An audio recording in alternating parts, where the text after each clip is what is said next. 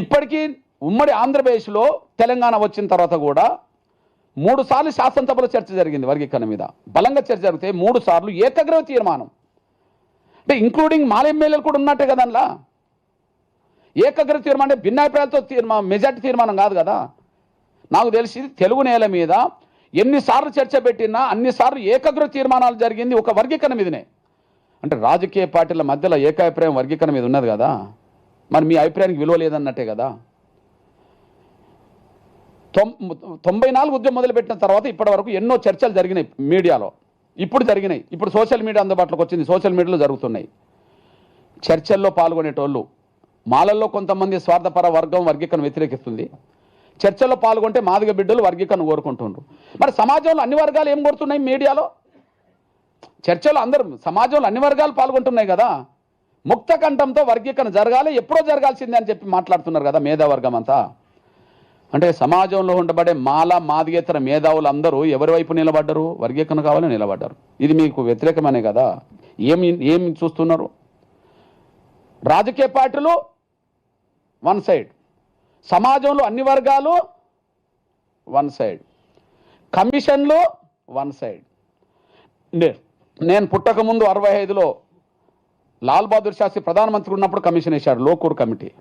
Categorisation కోరుకున్నది, లేకపోతే ఎస్సీలో అభివృద్ధి చెందిన వాళ్ళని తొలగించమని కూడా చెప్పేసింది. తొలగించకపోయినా ఉన్న వర్గీకరణ జరగాలి కదా అని అనుకున్నాం. మేము పుట్టకముందు కమిషన్, చంద్రబాబు నాయుడు వేసిన రామచంద్ర కమిషన్ వర్గీకరణ కోరుకున్నది. ఉషా మేర కమిషన్ మన్మోహన్ సింగ్ ప్రభుత్వం వేసింది, వర్గీకరణ కోరుకున్నది. కర్ణాటకలో సదాశివన్ కమిషన్ కాంగ్రెస్ వేసింది, వర్గీకరణ కోరుకున్నది.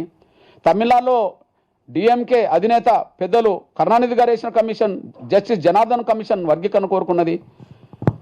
సుశీల్ కుమార్ షిండే ముఖ్యమంత్రిగా ఉన్నప్పుడు మహారాష్ట్రలో లాహోజీ సాల్వే కమిటీ పడ్డది, అక్కడ వర్గీకరణ కోరుకున్నది. పంజాబ్ అండ్ ఉత్తరప్రదేశ్లో గుర్నామ్ సింగ్, హుకుమ్ సింగ్ కమిషన్లు పడ్డాయి, అక్కడ వర్గీకరణ కోరుకున్నది. ఎందుకు కోరుకుంటున్నాయి? దళితులకు అందాల్సిన రిజర్వేషన్లు అన్ని రాష్ట్రాలు ఒక కులం మాత్రమే పొందుతున్నమాట వాస్తవం. కాబట్టి వెనకబడ్డ దళిత కులాలకు మేలు జరగాలంటే వర్గీకరణ పరిష్కారం అని చెప్పి కమిషన్ చెప్తున్నాయి. ఏ ఒక్క కమిషన్ అన్న వర్గీకరణ వ్యతిరేక తీర్పు చెప్పిందా? ఈ తెలుగులో రాజకీయ పార్టీ ఏదన్నా వర్గీకరణ వద్దని చెప్తుందా? మాల మాదిగేతర మేధావులందరూ కలిసి వర్గీకరణ కావాలని కోరుతున్నారు కదా.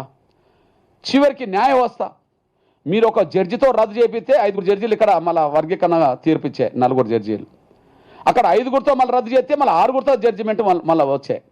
అంటే న్యాయ వ్యవస్థ న్యాయబద్ధంగా నిలబడ్డట్టే కదా. న్యాయ వ్యవస్థకు వాళ్ళ స్ఫూర్తికి అనుగుణంగా మీ అభిప్రాయం లేదు. సమాజంలో ఉండబడే అన్ని వర్గాల అభిప్రాయానికి మీ అభిప్రాయం లేదు.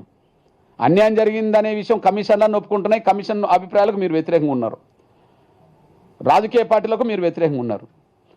అంటే సమాజం ఏమనుకుంటుందనే సోయి కూడా లేకుండా, సమాజంలో మనం ఒంటరి వాళ్ళు అవుతున్నామనే అభిప్రాయం కూడా ఆలోచించకుండా, మాకు డబ్బు ఉన్నది, రాజకీయ పలుకుబడి ఉన్నది, మా చేతిలో కొంత మీడియా ఉన్నది కదా, మా దగ్గర మేధావర్గం ఉన్నదని చెప్పి అహంకారంతో అడ్డుకోవాలని ప్రయత్నం చేస్తుంటే సమాజం చేత మరింత దూరం అవుతారనే విషయం మా సోదర వర్గానికి నేను గుర్తు చేస్తూ, ఎన్నో మలుపులు ఎన్నో మజిలీల మధ్యలో యుద్ధం జరిగింది, మీ అందరి మద్దతుతో వర్గీకరణ సాధించడం జరిగింది. మీ అందరికీ ధన్యవాదాలు చెప్తూ, భవిష్యత్తు విషయంలో మీరు ఏం మాట్లాడినా నేను మీ అభిప్రాయానికి అనుగుణంగా స్పందిస్తానని గుర్తు చేస్తున్నాను. ధన్యవాదాలు.